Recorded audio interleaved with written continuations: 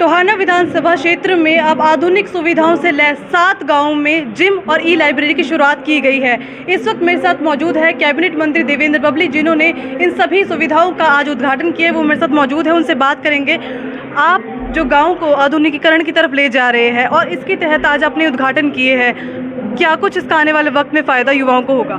देखिए, हमने जब से हमें बतौर पंचायत मंत्री जिम्मेवारी हरियाणा सरकार में माननीय मुख्यमंत्री मनोहर लाल जी ने और डिप्टी सीएम दुष्यंत चौटाला ने जी जो जिम्मेवारी, क्योंकि मेरा खुद का पालन पोषण गांव की गलियों में हुआ है। आज गांव में मूलभूत सुविधाएं जो सरकार की सोच है कि हम हर गांव को शहरों की तर्ज पर हर वो सुविधा गांव के आखिरी छोर पर बैठे हमारे परिवार तक पहुंचाने का काम करें। जो मूलभूत सुविधाएँ हैं, जिसमें अगर मैं जल जीवन मिशन के तहत शुद्ध जल, हर घर नल शुद्ध जल देने की बात हो, बिजली 24 घंटे देने की बात हो, गांव के अंदर गलियां साफ़ सुथरी हों, ग्रे वाटर मैनेजमेंट को लेके जो वेटलैंड टेक्नोलॉजी के माध्यम से हम जोड़ों का नवीनीकरण करने की बात हो, उसी में शिक्षा के क्षेत्र में स्कूलों के साथ साथ ई लाइब्रेरी जो माननीय मुख्यमंत्री जी ने पिछले बजट सेशन में घोषणा की, पूरे प्रदेश भर में हमने जो पुरानी बिल्डिंगें थी इनका सदुपयोग हो सके 3500 बिल्डिंगों को चिन्हित किया और मेरे टोहाना में मैंने इसकी शुरुआत आज से 3 महीने पहले की थी। करीबन हम शायद 28 के आसपास जिसमें ई लाइब्रेरी और जिम, आज 7 जिम और कुछ लाइब्रेरी का हमने उद्घाटन किया है।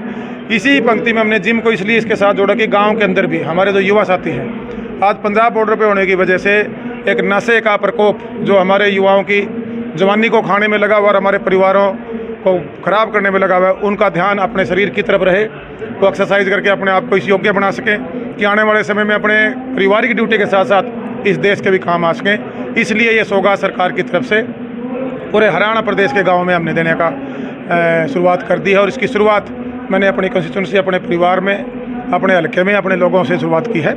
और आने वाले करीबन मैं 5 या 6 महीने में कह सकता हूँ कि जितनी 3500 बिल्डिंगें हमने चिन्हित की थी, आप देखेंगे पूरे हरियाणा प्रदेश में इसी तर्ज पे जिम और ई लाइब्रेरी बना के देने का काम करेंगे, जिससे जो एक हम शहरीकरण की बात करते हैं, शहरी सुविधाओं की बात करते हैं, ये सुविधाएं आप देखेंगे महानगरों में, चंडीगढ़ जैसे शहर, पंचकुला शहरों में, गुड़गांव की बात करूं, वहाँ पर ये सुविधाएं हैं। आज मैं ये अपने गांव के लोगों को समर्पित कर रहा हूं। आज ये गांव, हर गांव तक ये सुविधा हम पहुंचाने का काम करेंगे। सरकार इसके लिए वचनबद्ध है। जी, बात करें, आपने कहा था कि नशे में जो युवा जा रहा है उसकी तरफ ये जो जिम है काफ़ी फ़ायदेमंद साबित होंगे कि वो उस तरफ नहीं जाएंगे। आपको लगता है कि कितने इसका असर पड़ेगा? देखिए, बहुत फ़र्क पड़ेगा जब बच्चा अपने हेल्थ के प्रति कॉन्शियस रहेगा।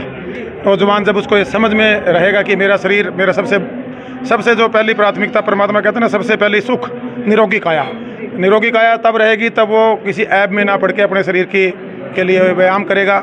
और व्यायाम के लिए आज और भी बहुत से साधन हैं गांव में, लेकिन उसमें एक जिम की भी ज़रूरत आज है।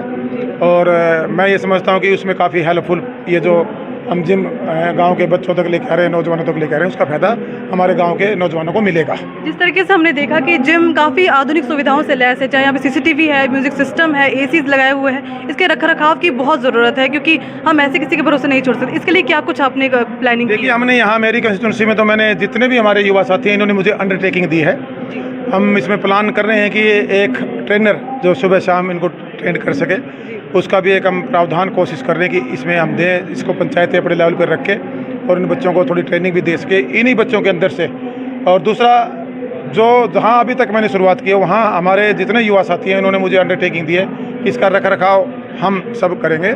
सरकार ने जो पैसा यहाँ इतना अच्छे तरीके से खर्च किया है, उसका सदुपयोग भी हो और उसका ये मेंटेनेंस भी करें। कोई ये चीज़ें बार बार नहीं बनती, ये बहुत पैसे लगा के ये चीज़ें बनाई गई हैं। पहले एक, मैं ये कहता हूँ कि एक खाना पूर्ति होती थी।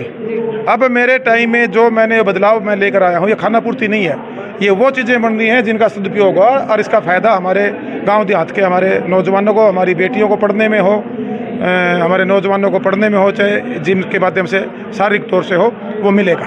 धन्यवाद। बात कर लीजिए, ये थे हमारे साथ कैबिनेट मंत्री देवेंद्र बबली, जिन्होंने बताया कि आधुनिक सुविधाओं से ये जो ई लाइब्रेरी और जिम की शुरुआत की गई है, ऐसे आने वाले वक्त में जो युवा है उनको बहुत फ़ायदा मिलेगा। और देखने वाली बात होगी कि कितने गाँव में ये सुविधाएँ होगी और कितना ये रंग लाएगी। कैमरा पर्सन धर्मपाल सक्सेना के साथ में शिवानी हंस, एवन हरियाणा।